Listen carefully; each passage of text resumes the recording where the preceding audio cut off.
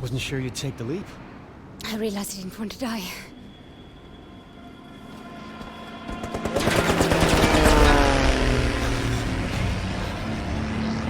We're not out of the woods just yet.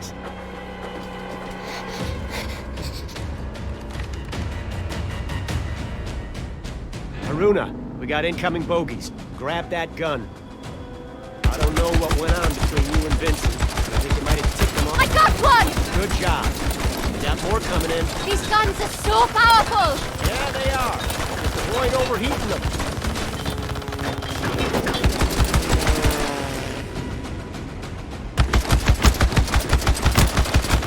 There goes another.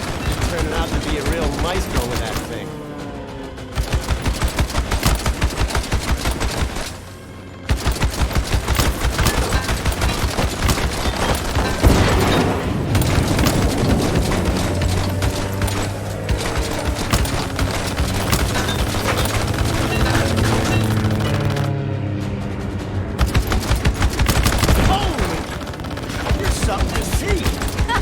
That could mean a lot of things. That can't be good. Bastards are scratching up the paint!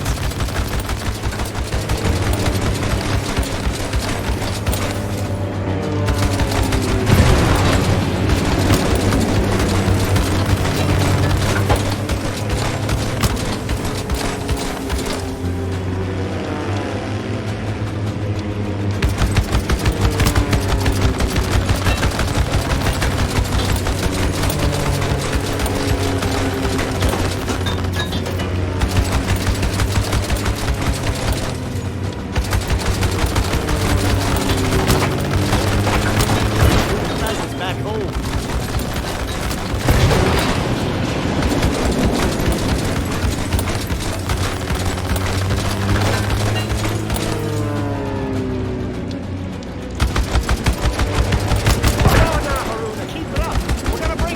I got this.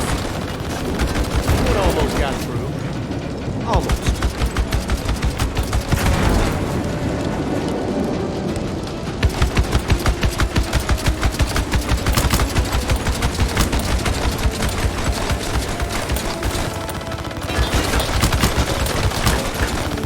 Too close. Don't lose focus, Haroona. You're all right until you ain't.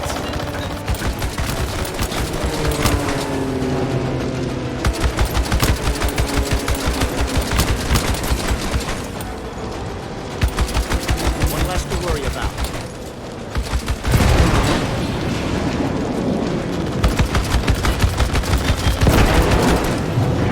Last one.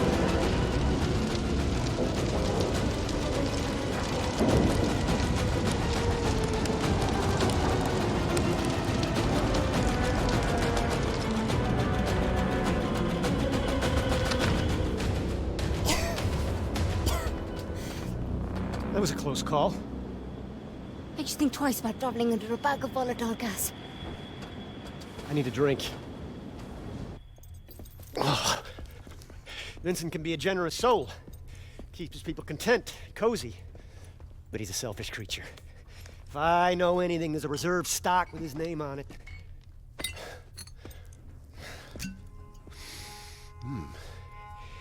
1868. Vincent, you bastard.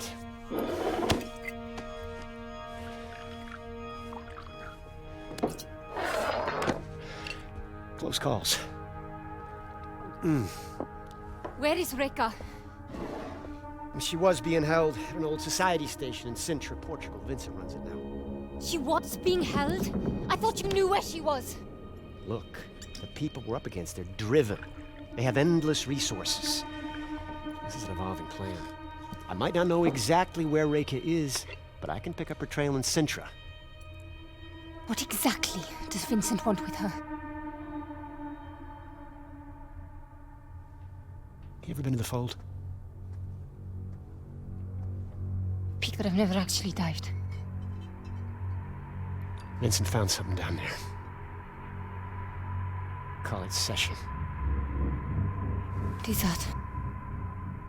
Bad medicine. Presence. Trapped in the Fold. I've never seen it myself, but I've seen what it does. I've seen strong Questors' minds snap. I've seen them die, shades blown to stardust. But it woke some inside Vincent. He's obsessed with unleashing that thing. Trouble is, he can't quite reach it. He's a good diver. But not as good as Reka. Bingo.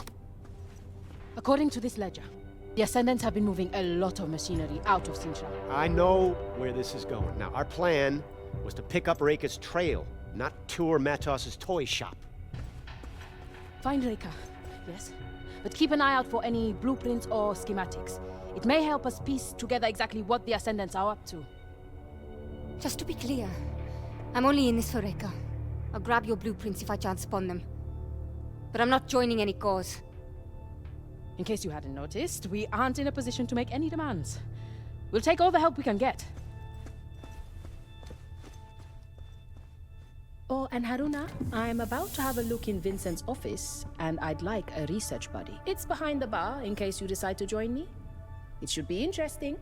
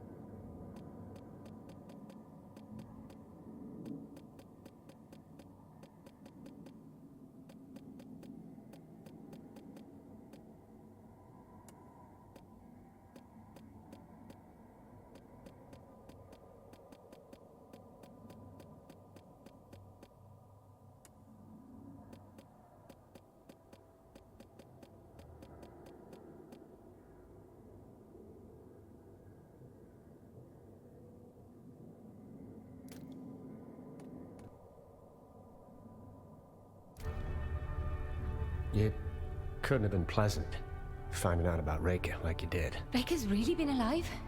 All this time? I've been sleepwalking through the past 4 years for no reason. Reason's got nothing to do with grief. Sometimes sleepwalking is the only way you can get anywhere. You couldn't have known. What do you know? You weren't there when it happened. You didn't see her. No. But you did.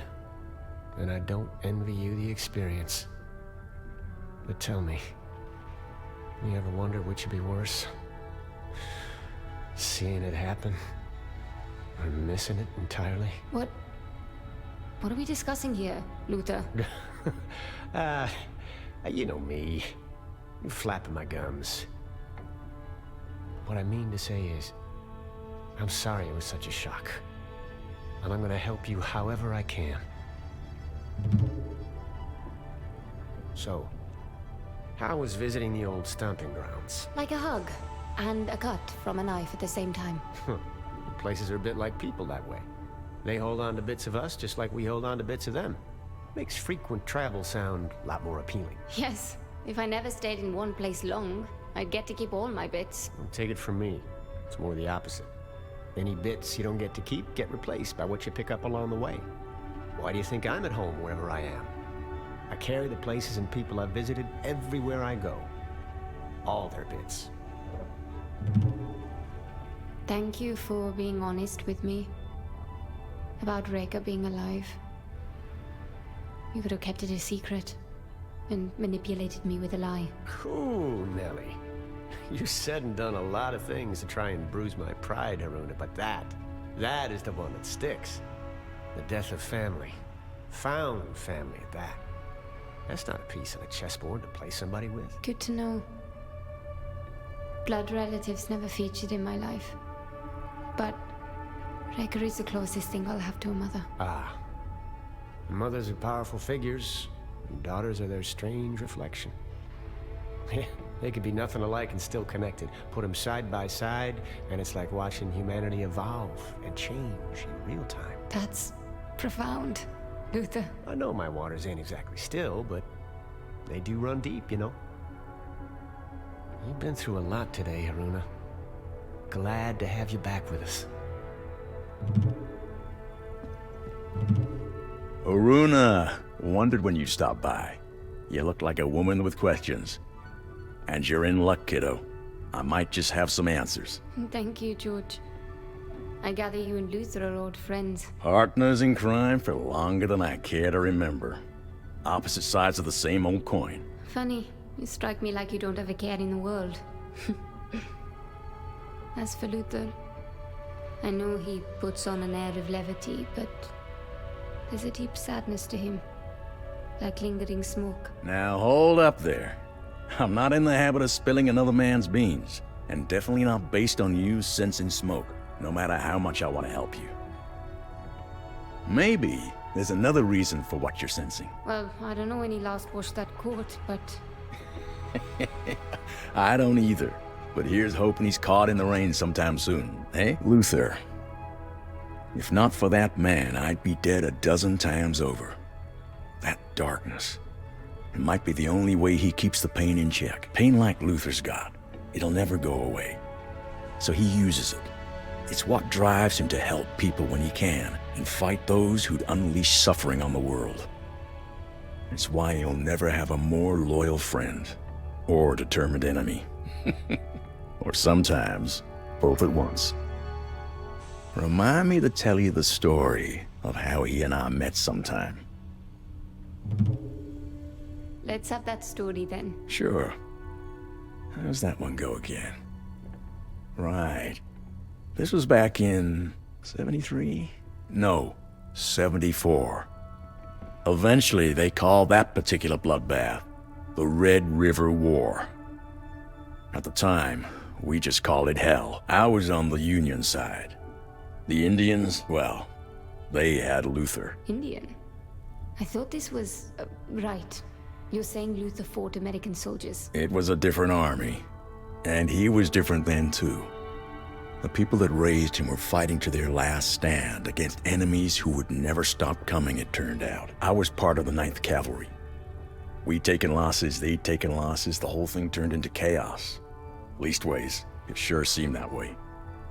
Especially when I got separated from my regiment. I'd only just realized I was cut off when a stray shot, whose I couldn't say, they had long rifles themselves, went straight through my horse's neck. Next thing I know, I'm waking up next to a dead horse and a bloody tree stump with a bloody knot on my forehead. Don't know how long I was out, but the battle had moved on. I'd just gotten to my feet, had to make sure I could, when Luther found me. He'd been scouting our flank and his own horse threw him when a cannon spooked her. My rifle was under a ton of dead horse, but I managed to draw down on him just as his pistol cleared the holster. So we stood there, two bloody, muddy fools on a cold battlefield, moments away from ending each other's stories for good. Don't worry, a bunny rabbit stopped us, but that's a longer story. I gotta tell you, that Vincent sure knows how to stock a bar. You seen Luther around?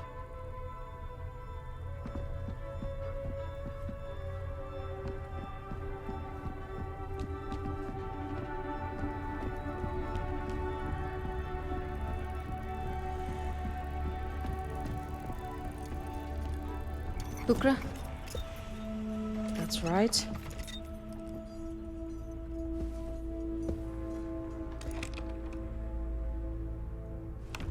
May I?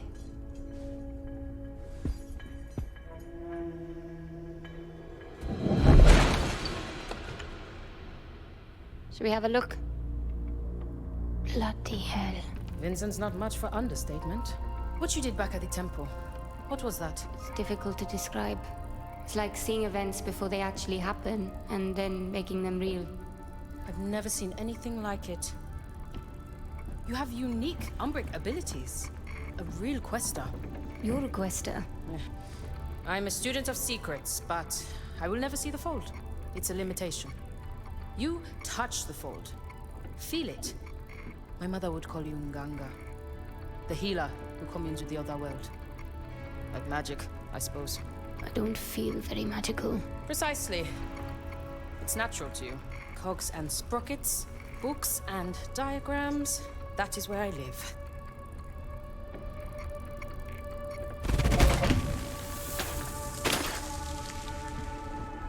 Ah, here we are. Speaking of, I have some reading to do.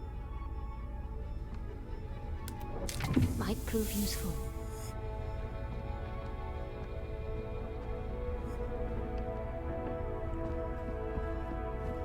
Haroona, we're coming up on Centra. Meet me in the bridge. Do Ascendants really follow these doctrines?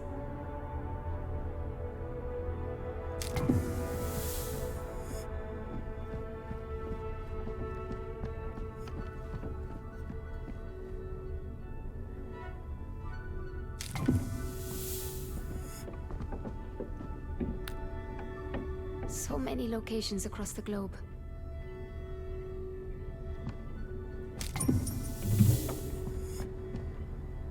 Not sure why you'd want to include me in searching Vincent's office when you barely know me. It's kind of you. Now I have a ledger and the cargo manifest because of your persuasive kicking foot. Research goes better with two. Research? That's a funny word for snooping. Academics have a lot of funny terms for questionable acts, I found. One of my favorites is, examination further would be captious beyond the scope of our research. What does it mean? Ooh, yikes. My education is part of who I am. I wouldn't trade it for anything, but I'm not in academia for a reason.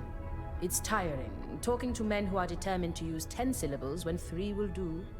It's that impenetrable academic vernacular that creates a barrier to knowledge, instead of disseminating it. Instead of, what? Oh, I'm sorry, it means... I know what it means, don't worry. Can't believe I got you. Haroona, what's the holdup? You're needed in the bridge. To hear Luther tell it, you two share a love of knowledge. It's true. We both want life to open its secrets to us, to understand the warp and weft of the world itself. And I suspect we want it for the same reason.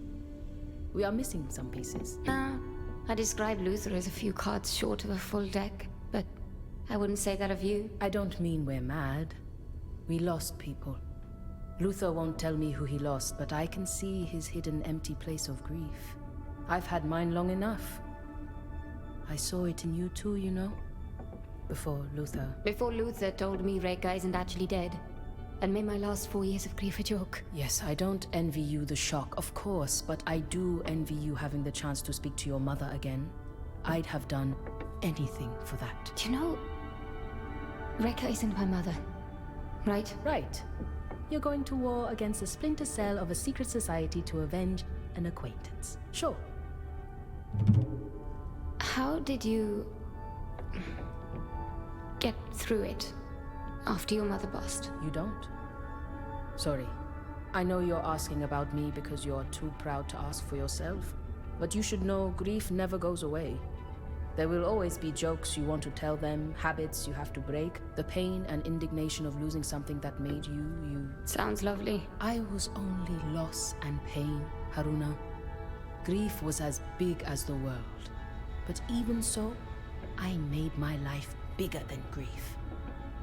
A death never leaves you, but if you build enough, your life can overtake it in size, holding it in place, like the balloon covering the morning star. I'm glad you feel comfortable enough to ask me questions. We're all here because we're nosy after all. Haroona to the bridge. Repeat, Haroona to the bridge. You're holding up the whole operation. I like talking with you, Haroona. Let's continue again soon.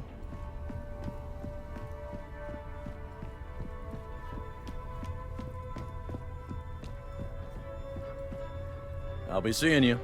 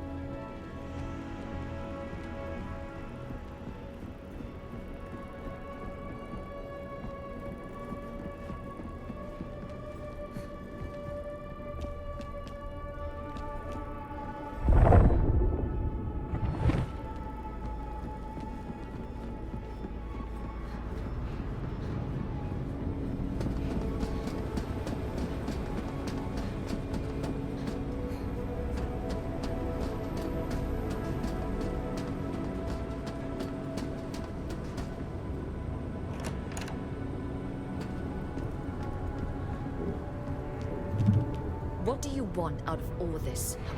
You want my biography? Why do you care? Not a good start. Fine. My name is Haroona, and I'm here to find my mentor. Simple, but not untrue. What is the Fold? You think I don't know what the Fold is? Okay, it's the hidden world, also a crucible. To temper the soul. Path that leads to even deeper mysteries. It's a place I've only skimmed the surface of. You want me to define a Fold with words? I might as well try and sell you the sunset. You give up too easily. Pride, hubris. Beware the way they twist your own heart against others. Against yourself. Many thousands of years ago, the Nine had been through a few cycles of destruction. They believed they could predict our apocalyptic endings and chaotic rebirths with near-perfect accuracy. Proud had the Nine grown of their power, and indeed, that cycle had been the most prosperous and happy they could remember. And as brilliant as they are, they fell prey to wishful thinking. But they forgot the forces that make mockeries of the powerful. Bad luck, statistical chance, and gravity. Gravity? The acoustics here are so peculiar, I swear I could hear an echo. If nothing else, the Nine recorded the disaster as best they could. The object, a meteor the size of a mountain, struck without warning in the northern hemisphere. The planet was in a small ice age at the time. All the ice in the world more or less melted at once. The ocean suddenly had to cope with another ocean's worth of water. The water rose and rose, reducing the number of human survivors even further. In the end, only around 6,000 of us were left in all the world. A great flood. Almost every culture has a flood myth. And the most famous one today is that fellow with the boat and the animals. But there were many others. But what no one but the Nine remember is the earlier floods. This was merely the first. Why didn't they do something afterwards? They did. If not for the Nine, humanity could have gone extinct. But in their zeal to save us, the next cycle would suffer terrible events. Disease, famine, war. The signs of a cycle rotten at the core. And it prevented them from seeing other mistakes that were adding up. The potential of the cycle was utterly consumed with selfish corruption. And the next cycle? Well, that one had some really good food. but also quite a bit of corruption. We've spoken enough for the moment, don't you think?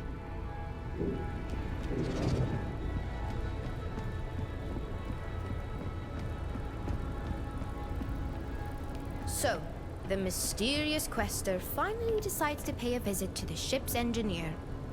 I'm Mara. I take care of this town. I'm Haroona. It's nice to properly meet you, Mara. You strike me as quite young to be the engineer of the entire ship. You strike me as quite foolish to go toe-to-toe with Vincent when you don't even know which way is up. You're right, you know. It was reckless to try and take on Vincent by myself. It's something Rekka would never have allowed. She was sensible that way. Like you, I suspect. Anyone with any smarts would stay plenty far away from that guy. Believe me, he's bad news. Listen, Haroona. Seeing Vincent and everyone, that was the first time since the Divide I'd been that close to him. I'm not saying I want to be particular friends, just... I understand. He scares you too, doesn't he? Of course he scares me. And he should scare you too, more than he does. The day of the Divide, I was only 12.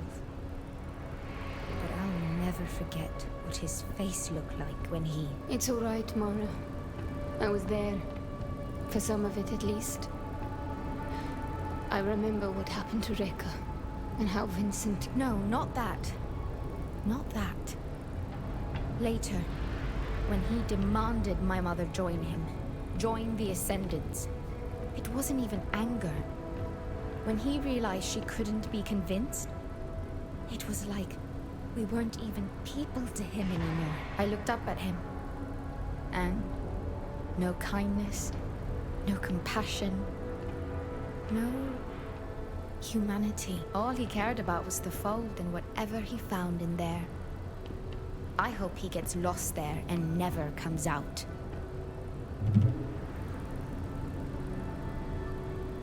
Hey, you wanna get me in trouble?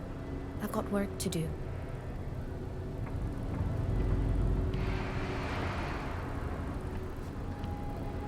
This one's locked.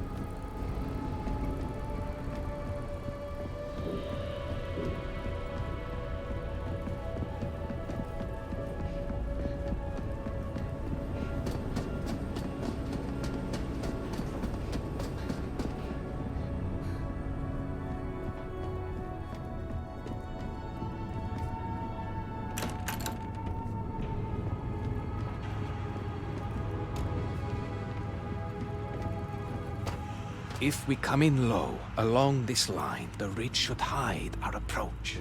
That's a good hike from the Quincy. Any closer and we risk detection. I wouldn't recommend it.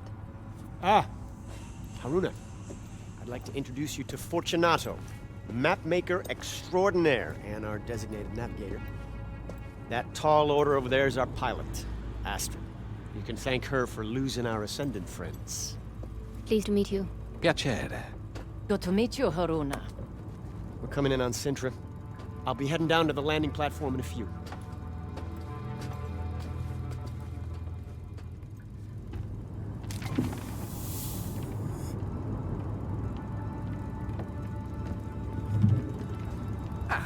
There you are. Everyone on a ship can have an effect on her course, and the smallest shift in weight can require a course correction. A navigator must know of everyone on board, the way the conductor of an orchestra must be aware of every instrument, and when they are to play. All right. And? So, I wanted to get a look at you. I'm not judging your fashion sense. I just wanted to eyeball your weight. Out of context, I can hear how that sounded awkward. Hello, Fortunato. Welcome aboard the Morning Star, Haroona. You'll soon find the crew is the orchestra, and our quest is a symphony. It will be intriguing to see how the notes you bring will add to our harmony. I'll do my best to stay in tune, Maestro. Do you enjoy the arts, Haroona? Does a Queastor have time to do anything as simple and enjoyable as attending the opera, for example? I admit it's not something I've given much thought. There isn't a lot of time for such things. I saw a moving picture once, in Cairo. Have you ever heard the Great Caruso? Is that a piece of chamber music? It doesn't sound familiar. The Great Caruso is not an it. He is a him. The greatest tenor who ever lived. I'm afraid I don't usually have time to attend the opera. No, that's not true. I never have time to attend the opera. You must make time.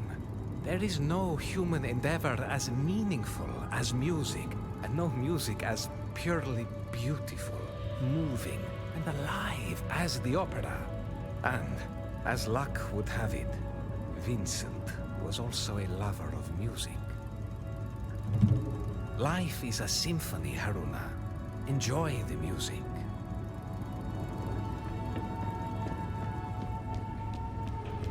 So, tell me, Haroona, how are you adapting to your new surroundings? Well, the Morning Star is certainly impressive.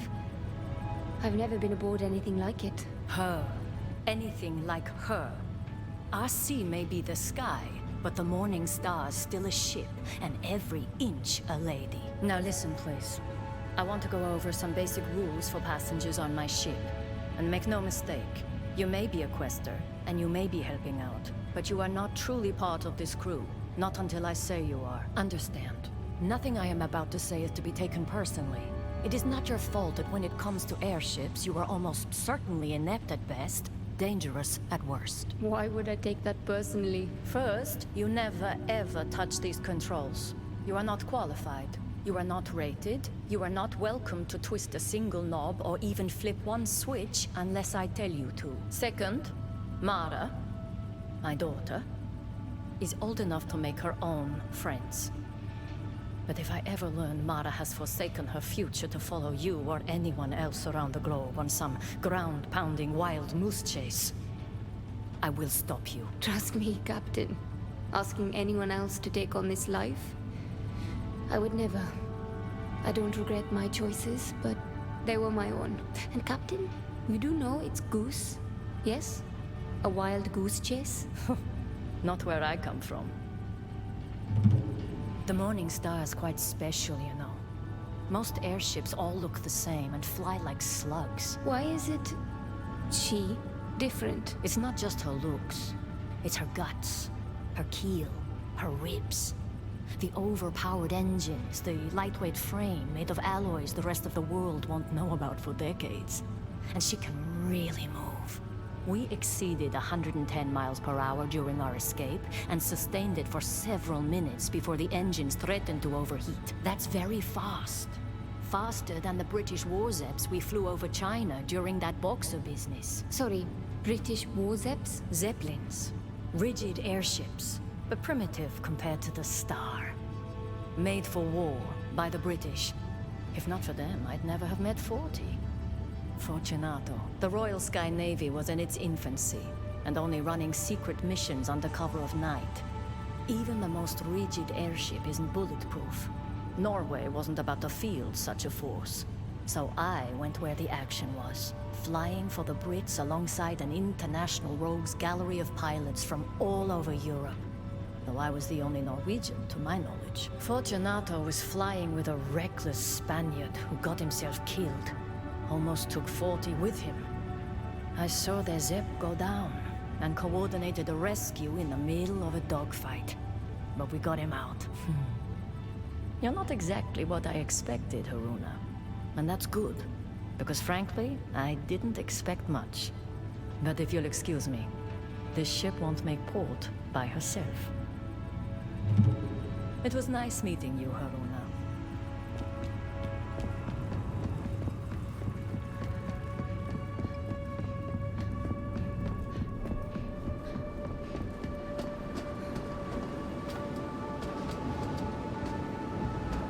All right, let's get to it.